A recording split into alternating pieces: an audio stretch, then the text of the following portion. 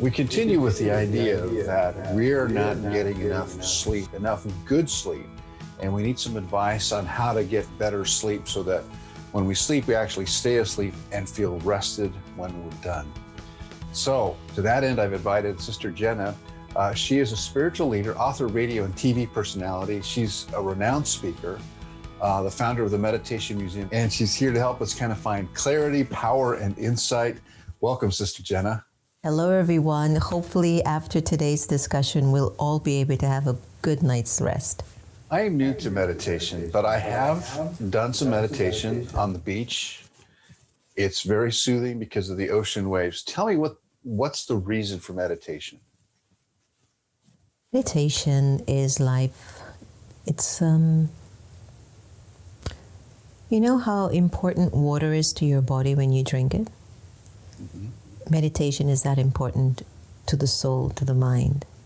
You know, when you drink water, it cleans out your body and it gives you the nourishment that's needed. And when you meditate, you actually clean out thoughts that you don't need and you put in thoughts that you do need. So many of us, when we get onto the path of meditation, there are a variety of forms of meditation that exist. I more lean into the form of Raja Yoga meditation, which is a knowledge-based meditation, which helps me to kind of figure out what's happening up here so I can relate better with you out there. If I'm emptying my mind, sometimes I really don't have the right answers. And I think one of the reasons why we've become quite sleepless is that there are a lot of issues going on inside and we don't really know how to address them. A lot of external things too, like a phone, for example. People are attached to this device that's sucking the life out of so many of us. Now with Zoom webinars, I've been on 5 Zoom sessions and meetings today. And as I was telling you before we came on, I'm going to sleep like a baby tonight, with or without meditation. But everybody, I'm telling you, because of this pandemic, our clock is off. My mother wakes up at 8 o'clock at night thinking it's 8 o'clock in the morning. And she doesn't realize, okay, I'm about to get ready to go to bed. And she comes into my room to say, okay, what time is it? Is it time for breakfast? I'm like, no, it's not time for breakfast. It's time to sleep. Wow. Yeah, you know, life can become very complicated. And a lot of us have felt overly stressed by our current situation, being locked in our homes for long, long periods of time. And when we're out, we're stressed about being out and what we might encounter. And so tell me how you clear your mind, because it said clarity at the beginning of this, and I meant it, that you have the power to clear your mind. But how do you do that, Sister Jenna? Everyone to understand, like how a doctor knows the anatomy of the body, meditators or someone like me has a little bit of an idea of the anatomy of the mind. And more than anything else, our thoughts will determine the way we feel. Okay, always remember that. However you're interpreting situations that are happening outside of you or inside of you, it's because of your thinking. So it's not that you want to empty your mind, but you do want to develop the art of transforming the way that you've been thinking. So for example, if I have the thought of, oh, I hope this interview goes well, that's a waste thought. I have no idea. I don't want to make myself, into 10 steps ahead of myself. I want to be present. Here's a positive or a better thought. Oh, I'm looking so forward to my time together with Carlos. So there are ways that you can use your thoughts. And once you have the knowledge and the understanding of how these thoughts impact the way you feel, then you become more responsible in the thoughts you choose to think and the thoughts you choose not to. So in that vein, as you're trying to clear your thoughts and you're trying to align yourself, is it important to either be lying down or in a quiet place or to breathe? What are some of the mechanical things we need to know? Some of us started off just sitting and meditating, but I think as we develop more internal spiritual understanding, your meditation is more essential when you're walking and moving around. So say, for example, you're going from the kitchen to the bathroom and you've done that 40 times for the day already, right? Let's just say that. Then what are you thinking when you're walking from the kitchen to the bathroom? That could be a meditation moment. What does that mean, a meditation moment? Well, am I thinking about thoughts that are connected to my goals, my career? Am I thinking about thoughts based on my own development of my personality? Am I thinking about the well-being of other people in my life where I'm sending my good wishes, my pure feelings? I'll give you a very simple, easy test.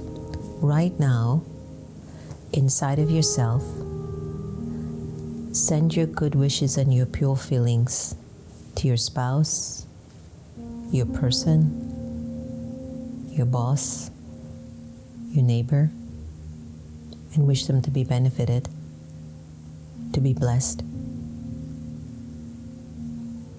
That's meditation.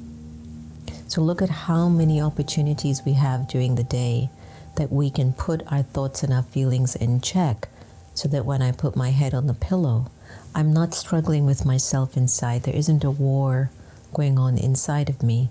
There's a calm going on inside. I think it's very insightful. I appreciate that so very much. Would you be so kind as to give us your top advice for meditating just before we go to sleep? What would be your top thing? Turn off the news. No pun intended to you. I understand. Second thing is try not to eat very heavily before you go to bed, and try not to get too many visuals before you fall asleep at night. I'd also like to suggest feel free to do some journaling. Write about certain feelings or emotions that you've been through for the day. Look it over. Something that I do that has helped me tremendously. Record how you have felt during the day. Play it back and listen to what your tone is like, your feelings, your energy. That will give you some insight into where you need to take care of yourself or not. And then when you lay down on the pillow, you keep your eyes open very gently and you remind yourself, my original religion is peace. My original nature is love. My original identity is light. Good night.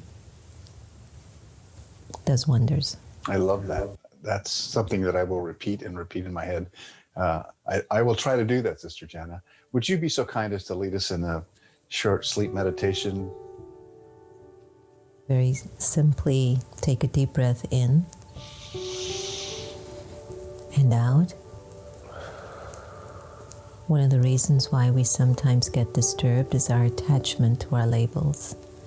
So just for a little while, let go of the attachment to your name, gender, role, religion, title. If I have no attachment to these labels, how would I feel? Who would I think of? Who would think of me? I would feel free. I'd think of the divine, and the divine would think of me.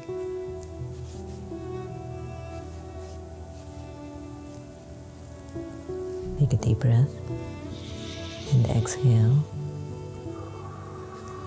And simply allow your internal world to just get used to that kind of energy in you, which you can do when you're walking, moving around, speaking to other people. That's the energy that you can use in your day-to-day activity, and then you'll be okay at nights when you're lying down.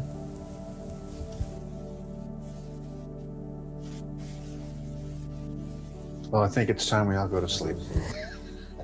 I thought you were sleeping. That's very relaxing. You have a very relaxing way about you, and I appreciate so much you being with us, Sister Jenna. Thank you so much, and I hope to see you again soon. My pleasure. All the best to everyone. Please keep your masks on and stay safe. Lots of blessings. Thank you.